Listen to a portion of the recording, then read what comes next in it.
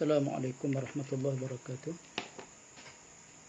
Alhamdulillah rabbil alamin wassalatu wassalamu ala asyrafil anbiya wal mursalin wa ala alihi wa ashabihi ajma'in. Rabbi shrah li sadri wa yassir li amri wa hlul 'uqdatam min lisani yafqahu qawli. Subhanaka la ilma lana illa ma 'allamtana innaka antal alimul hakim. La haula wala quwwata illa billahil aliyyil azim. Ma ba'da.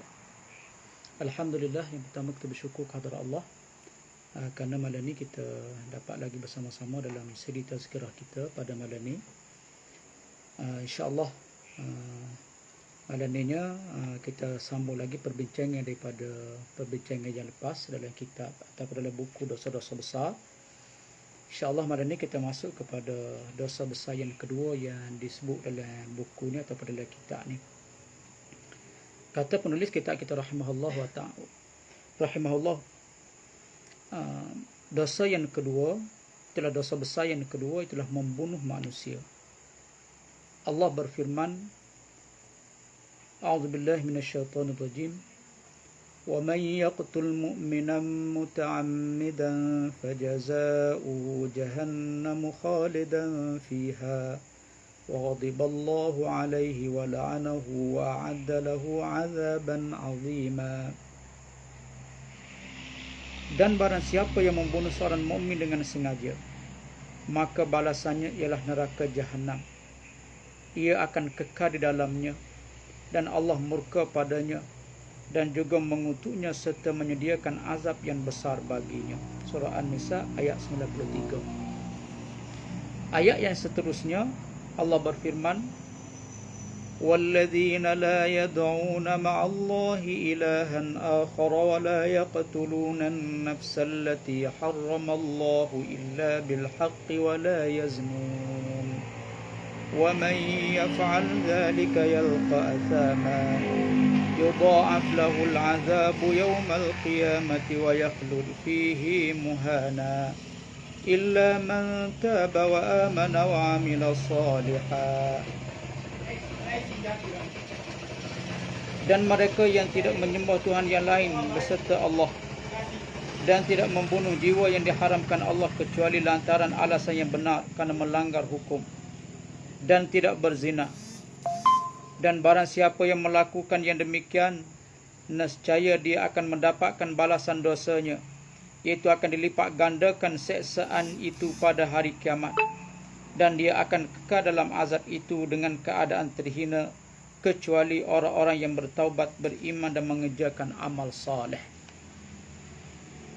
Pada firman Allah yang lain menyebutkan, Min ajli dhalika katabna ala bani Israila annahu man qatala nafsan bighairi nafsin aw fasadin fil ard فكأنما قتل الناس جميعا ومن أحياها فكأنما أحيا الناس جميعا. Kerana itu kami tetapkan satu hukum pada Bani Israel, bahawa sesiapa yang membunuh seorang manusia bukan kerana orang itu membunuh orang lain, iaitu tidak membunuh kerana qisas atau bukan kerana dia membuat kerosakan di muka bumi, maka seakan-akan dia telah membunuh manusia seluruhnya. Dan barang siapa yang memeliharanya, maka seakan-akan dia memelihara kehidupan manusia semuanya. Dan Allah juga berfirman, Wa idzal mau'udatu su'ilat bi ayyi dzambin qutilat. Artinya, dan ingatlah ketika bayi-bayi perempuan yang dikubur hidup-hidup itu ditanya, kan dosa apakah dia itu dibunuh? Nabi SAW bersabda yang bermaksud, jauhilah 7 dosa-dosa besar, sebagaimana hadis yang kita dah baca pada perjumpaan yang lepas. Dan dalam hadis tersebut antara lain disebutkan tentang dosa membunuh jiwa atau manusia yang telah diharamkan oleh Allah kecuali lantaran alasan yang benar, ini kerana melanggar hukum. Kemudian seorang lelaki bertanya kepada Nabi SAW, dosa apakah yang paling besar di sisi Allah? Nabi menjawab, engkau menjadikan suatu sekutu bagi Allah padahal dialah yang menciptakan kamu. Sahabat itu bertanya lagi, dosa apakah yang lainnya lagi? Nabi menjawab, kamu membunuh anakmu kerana bimbang ia akan makan makananmu. Sahabat bertanya lagi, kemudian dosa apa lagi? Nabi menjawab, kamu berzina dengan isteri-isteri tetanggamu. Lalu Allah menurunkan ayat yang membenarkan terhadap hal tersebut, iaitu walladzina la yad'una ma'allahi ilahan akhar wa la yaqtuluna an-nafsa allati harramallahu illa bil haqqi wa la yaznun. Artinya, dan mereka tidak menyembah Tuhan selain beserta Allah dan tidak membunuh jiwa yang diharamkan Allah kecuali dengan alasan yang benar dan tidak berzina. Dan Nabi SAW bersabda, izal taqal muslimani bisayfihima fal qatil wal maqtul finnar. Qila ya Rasulullah, hadzal qatil fama balul maqtul? Qala li'annahu kana harisan ala qatli sahibi. Artinya, jika dua orang lelaki muslim berjumpa dengan membawa pedangnya masing-masing dengan tujuan untuk saling berbunuhan, maka pembunuhnya dan yang terbunuh akan sama-sama masuk ke neraka. Lalu beliau ditanya oleh seorang sahabat, ya Rasulullah, benarlah jika pembunuh ini akan masuk neraka, tetapi mengapakah pula orang yang terbunuh itu turut sama masuk neraka? Nabi SAW menjawab, sebab yang terbunuh itu berusaha pula untuk membunuh kawannya yang telah membunuhnya itu. Dan menurut Imam Abu Sulaiman ini nama dia Hamid bin Muhammad Al-Khattabi, seorang ahli fiqh di mazhab Syafi'i yang wafat pada tahun 388 Hijrah. Apa dia sebut? Cara yang demikian itu, jika dalam bentuk saling membunuhnya itu perlu kepada penjelasan, yang perlu kepada takwil, sehingga jika ada dua orang kelompok yang saling berusaha untuk membunuh yang lainnya atas dasar permusuhan, fanatik, kebangsaan atau kesukuan, atau kerana untuk mendapatkan harta keduniaan atau kepimpinan atau martabat yang tinggi, yang merebut pakat, iaitu merebut pakat. Adapun orang yang membunuh pemberontak yang memang harus dibunuh atau kerana untuk membela isterinya, keluarganya diancam orang, maka orang itu tidak termasuk kelompok hadis di atas. Sebab diperintahkan untuk membunuh itu jika untuk membela dirinya jika diancam, dan tidak ada niat dalam hatinya bermaksud untuk membunuhnya dengan rasa dendam. Sedangkan orang yang berbunuh ini memerangi pemberontak atau perampok dari kaum muslimin, maka demikian itu tidak untuk membunuhnya tetapi untuk membela dirinya sendiri. Sehingga jika orang yang bersangkutan tidak melarikan diri, maka demikian itu tidak dikejarnya. Maka mereka tidak termasuk kategori hadis yang disebutkan di atas. Baik, kalau kita tengok kepada beberapa ayat suci Al-Quranul Karim dan hadis Nabi SAW tadi, jelas kepada kita bahawa dosa membunuh manusia ni adalah dosa besar. Di dalam kategori akbarul kabair, selain daripada syirik, dosa membunuh ni dosa besar. Hak paling besar sekalinya, sebagaimana hak kita bincang sebelum pada ni, ialah dosa syirik pada Allah Subhanahu Wa Taala. Selain daripada dosa syirik, dosa membunuh ni adalah dosa yang besar di sisi Allah Subhanahu Wa Taala. Cuma dosa membunuh ni nak banding dengan dosa syirik itu lagi besarlah. Walaupun dosa membunuh ni dikatakan tidak lebih kecil daripada dosa syirik, tetapi dia termasuk dalam kategori dosa-dosa besar. Zaman kita hari ni, kalau kita nak tengok di kalangan manusia yang membunuh tu tak sama dengan zaman dululah. Nah, ke zaman kita hari ni, pembunuhan secara terbuka tu tempat kita tu utamanya orang kata kurang sangat. Walaupun kurang, ada juga kadang-kadang berlaku kes bunuh.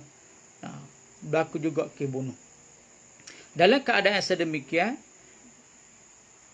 sebagai seorang Muslim, kita perlu memahami bahawa dosa membunuh manusia ni, apabila sebut dosa membunuh manusia ni, sama ada manusia tu orang lain ataupun diri dia sendiri. Maka orang lain itu jelas dah. Bunuh orang lain itu dosa besar. Dan kalau bunuh diri sendiri pun, diri sendiri itu juga manusia. Dia sendiri itu adalah manusia. Jadi apabila dia bunuh diri dia sendiri, bermakna serupa juga dia bunuh orang lain. Cuma ada sikit perbezaan. Kalau dia bunuh orang lain itu, mungkin dia ada kesempatan untuk bertaubat kepada Allah Subhanahu Wa Taala. Sebab dia masih lagi diberi peluang kehidupan oleh Allah. Dengan syarat-syarat taubat yang diletakkan oleh syarak. Berbeza kalau orang itu dia bunuh diri sendiri dalam keadaan dia sengaja. Tiba-tiba dia bunuh diri dia sendiri. Maka pada masa itu, apabila dia bunuh diri dia sendiri, dia tidak ada lagi peluang untuk bertaubat kepada Allah Subhanahu wa taala. Maka sebab tu ada ulama hukum orang bunuh diri ini tak ada peluang untuk diberi pengampunan oleh Allah kerana dia sudah pun mati, tidak ada peluang untuk bertaubat kepada Allah. Dalam keadaan sedemikian, sebagai seorang Muslim apabila berlaku gejala bunuh diri di kalangan masyarakat, dalam masyarakat kita kalau ada berlaku, kita sebagai seorang Muslim, kita diajar untuk husnuzan, untuk berbaik sangka. Nah, mudah-mudahan dalam dia melakukan perbuatan sedemikian dalam keadaan dia sudah pun hilang akal. Agak-agaknya gitulah, mana kita husnuzan, berbaik sangka dengan hamba Allah Subhanahu wa taala. Nah, kita baik sangka ajalah. Nah, kita baik sangka. Cuma kita perlu faham dosa membunuh diri ini serupa juga dengan bunuh orang lain. Cuma bezanya bunuh orang lain itu dia peluang dia masih lagi hidup, peluang untuk bertaubat masih lagi terbuka. Bunuh diri sendiri peluang bertaubat sudah tidak ada lagi sebab dia sudah mati. Sebab peluang taubat ni masa dianya sebelum nyawa sampai di ghargharah, sebelum nyawa sampai di halqum. Kalau dia sempat bertaubat, maka masa tu taubatnya diterima. Tapi bila dah nyawa dah mati dah, maka tidak ada peluang lagi untuk dia bertaubat kepada Allah Subhanahu wa taala. Maka atas itulah sebagai seorang Muslim, hidup dalam suasana mana sekalipun, maka dilarang sama sekali kita berputus asa daripada rahmat Allah.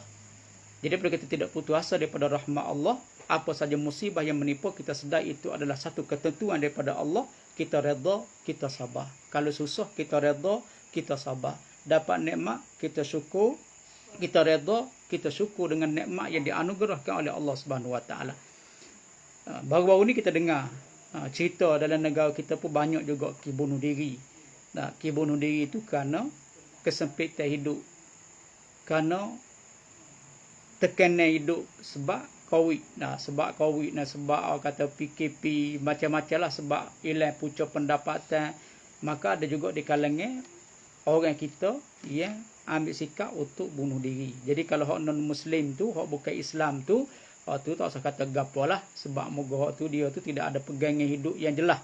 Sebagai seorang Muslim, hak masalahnya hak di kalangan orang Islam yang mengaku dirinya beragama Islam, ada juga hak berlaku isu bunuh diri.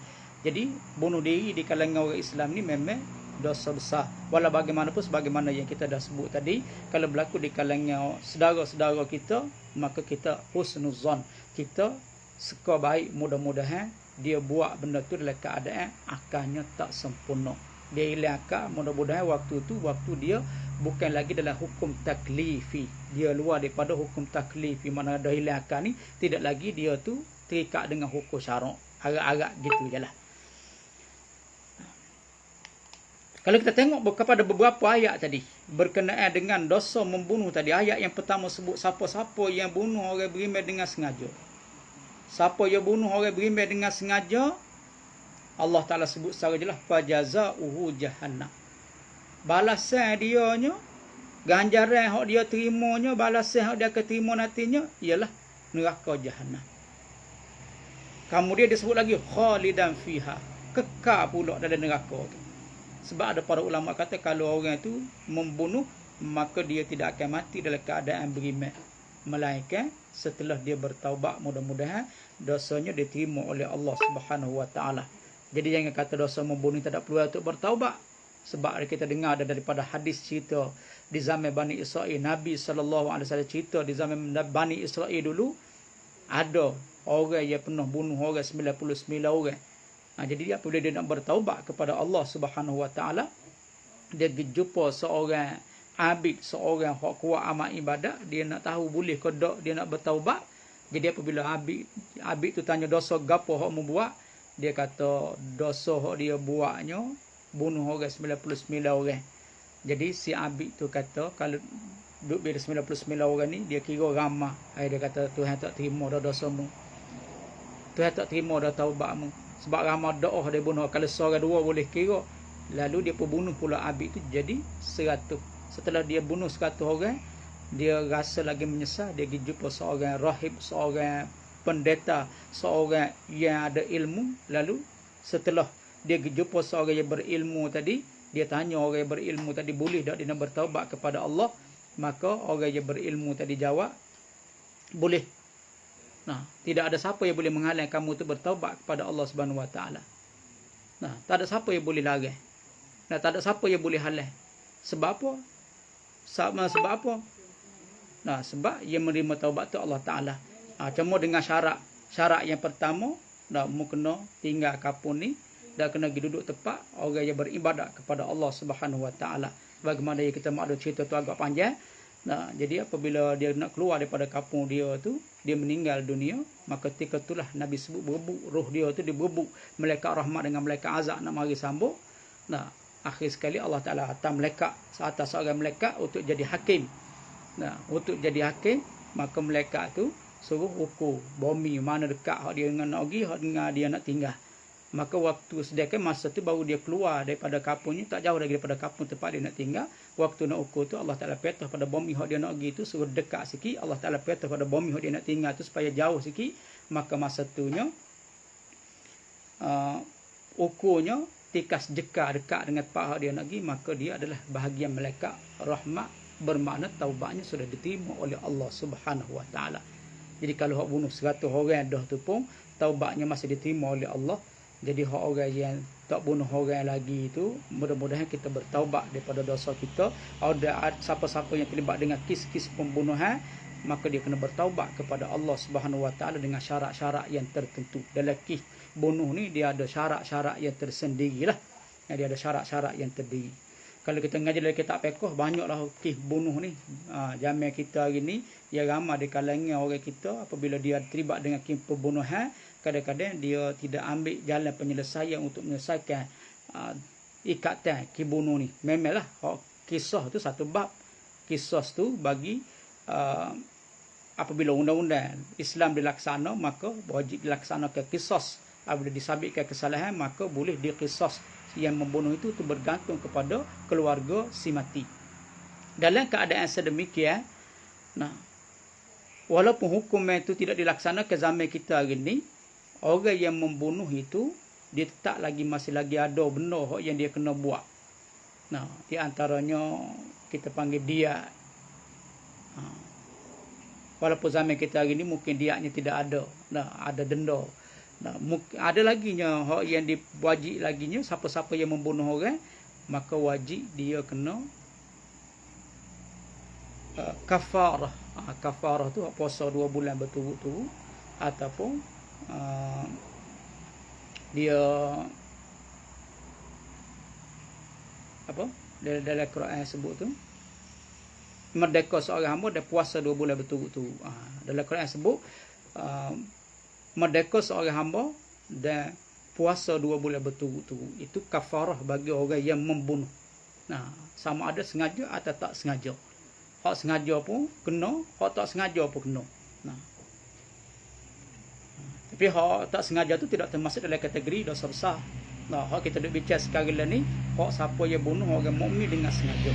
Orang bunuh orang mukmin dengan sengaja ni, wa ghadiballahu alaihi wa la'anahu wa adalahu azaban azima. Allah Subhanahu Wa Taala murka kepada dia, Allah Taala laknat dia, dan Allah Taala cadang bagi dia azab yang besar di akhirat kelak. Dan kalau kita tengok dalam di antara banyak-banyak ayat tadi, dia sebut satu ayatnya, wa idzal mau'udatu su'ilat bi ayyi dzambin qutilat. Dan ingatlah ketika bayi-bayi perempuan dikubur hidup-hidup itu ditanya kerana dosa apakah dia itu dibunuh. Ini jadi satu masalah besar. Kalau zaman jahiliah dulu dia bunuh anak-anak perempuan. Anak-anak perempuan yang baru lahir, dia tanam hidup-hidup. Dia tanam dalam keadaan masih lagi hidup, maka mati dalam keadaan kelemasan. Itu jahiliah zaman dulu. Balik kepada zaman kita hari ni. Zaman kita hari ni kadang-kadang tidak berlaku benda yang sedemikian. Tak berlaku hak kambuh timuh tu, tapi hak buat dalam tu siapa satu ketika dulu pernah berlaku. Banyak berlaku hak buat dalam tu siapa. Hak zaman moden hari ni nya dia bunuh tak ada lahir lagi. Tak ada lahir lagi dia bunuh dah. Waktu masih lagi dalam kandungan itu dia bunuh dah. Ni masalah besar juga ni, sama saja. Para ulama sepakat mengatakan membunuh janin dalam kandungan yang sudah bersifat sebagai manusia sama juga dengan bunuh orang seorang. Tak ada beza. Tak ada beza bunuh janin dalam kandungnya dengan bunuh orang seorang hak luar, kanak-kanak hak luar, sama je. Cuma hak dalam kandungnya tu tak nampak mata. Tak orang kata tak kelih butir mata. Hak tu boleh nak berasa mudah nak buat, berasa tak sayang. Kalau hak tengok mata ni berasa tak boleh nak buat, berasa siang. Tapi berapa ramai orang kita hari ni yang bunuh bayi dalam kandungnya. Hak gugur kandungnya yang belum lagi sampai umur janin itu, maknanya sampai bersifat sebagai manusia, tu jadi khilaf di kalangan ulama. Khilaf di kalangan ulama. Ada kalangan ulama kata haram gugur janin sampai satu sebab. Ada kata kalau dia tu belum lagi bersifat sebagai manusia, mana belum sampai umur 4 bulan dalam kandungnya, belum lagi bersifat sebagai manusia, belum lagi manusia, ada ulama yang mengharuskan. Tetapi sebahagian kata haram kalau tidak ada sebab. Kalau ada sebab, contohnya kandungnya itu luar rahim, yang mendapat nasihat daripada doktornya kalau tidak buah, menyebabkan kandungnya itu, menyebabkan nyawa ibu tu boleh melayang, maka atas dasar tu boleh, tak ada jadi masalah. Tapi setelah janin itu sudah bersifat sebagai manusia, maka masa tu sepakat ulama mengatakan haram. Haram gugurkan janin dalam kandungnya. Jadi hari ni banyak kisah yang berlaku. Kita dengar, kita baca dalam berita, kita baca dalam media massa, dalam media elektronik, kita boleh tengok dalam media-media baru hari ni, banyak cerita-cerita. Ada klinik kerjaan dia nya gugur janin. Sehingga ada satu ketika tu seorang pekerja di klinik tu buat pengakuan kerjaan dia nya mujur tanah janin yang digugurkan di klinik tersebut. Jadi orang yang bersyarikat tu jadi masalah tu. Ibu yang nak gugur janin, dia bersekutu, dia bersyarikat, dia bersekutu dalam melakukan dosa besar dengan orang yang kerja menggugurkan, doktor yang menggugurkan janin tu. Ya, janin sudah bersifat tidak betapa satu sebab yang diharukan oleh syarak, maka hukum dia seperti membunuh seorang manusia. Sama seperti dia bunuh seorang orang juga.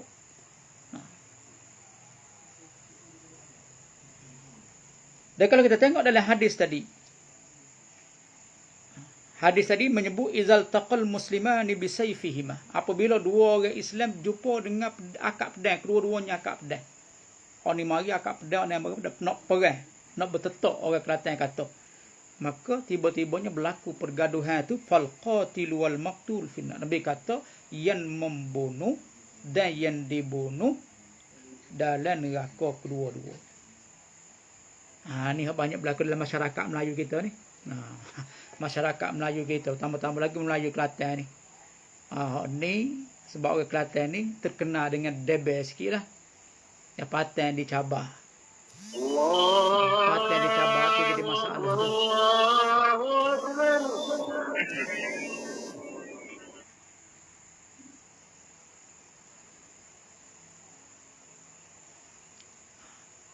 Jadi orang Melayu, kita orang Melayu ni, kalau baloh ni nombor satu lah. Tak sikit kat cakap nak bertetok, nak baloh, nak bertetok, nak bertikai, nak. Hak ni kena berhati-hati lah. Sebab bila melibatkan pembunuhan, Nabi kata siapa-siapa yang kat senjata, hak muju bunuh, hak kena bunuh dalam neraka kedua-dua. Sahabat tak puas hati. Sahabat kata Rasulullah, kalau hak bunuh tu masuk neraka memang menasabah lah sebab dia bunuh orang. Tapi apa hal pula dengan hak kena bunuh ni? Hak kena bunuh ni apa hal pula ni? Hak kena bunuh ni masuk neraka juga. Nabi kata sebab dia juga bercita-cita nak bunuh lawan dia tu. Dia kat pedang berlawan tu, dia cita-cita nak bunuh juga. Cuma tak ada ke dia, dan kau kawan tu, dia mati. Maka kedua-duanya Nabi kata dalam neraka. Na'udzubillah. Na'udzubillah. Minta jauh lah, minta jauh. Sebab itulah kita, hak berani tu berani belaka, hak backing tu backing belaka. Tak ada orang, tak ada backing.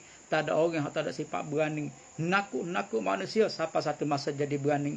Hak Mana senyap-senyap manusia satu masa dia jadi backing, tak kena dengan angin, mudah marah. Cuma dalam agama kita mengajar supaya jangan mudah turut perasaan. Sebab tu dalam agama kita banyak sangat suruh sabar. Nah, bapa? Tujuannya supaya tidak berlaku perseteruan, tidak berlaku permusuhan dan tidak berlaku pembunuhan. Jadi tak kira lah berlaku pembunuhan dengan cara mana sekalipun, semua hukum dia haram berlaku. Hak secara zahir tetap dengan parang ataupun dengan cara halus. Para ulama sepakat mengatakan walaupun dengan cara sihir. Nah, hakikat sebenarnya Allah Ta'ala berlaku betul. Nah, Allah Ta'ala yang beri seorang itu yang mematikan, mematikan manusia. Betul. Itu tak lagi dah. Tapi sebab apa dia mati? Kalau sebab pembunuhan. Siapa dia bunuh? Bunuh tu dengan cara mana? Cara mana sekalipun, maka membunuh dengan cara mana sekalipun tetap dosa besar. Sama ada bunuh dengan senjata. Tidak guna senjata, guna tangan. Tidak guna senjata, tidak guna tangan, tapi guna sihir, maka serupa juga kata ulama. Serupa je. Nah, bunuh guna sihir pun serupa juga. Nah, dia sihir orang, siapa mati. Nah, nak buat orang tu jadi mati. Tuhan izin ke dia, tiba-tiba mati sungguh. Dosa besar. Supaya dia tetap dengan kapuk. Supaya dia tetap orang dengan pedang juga.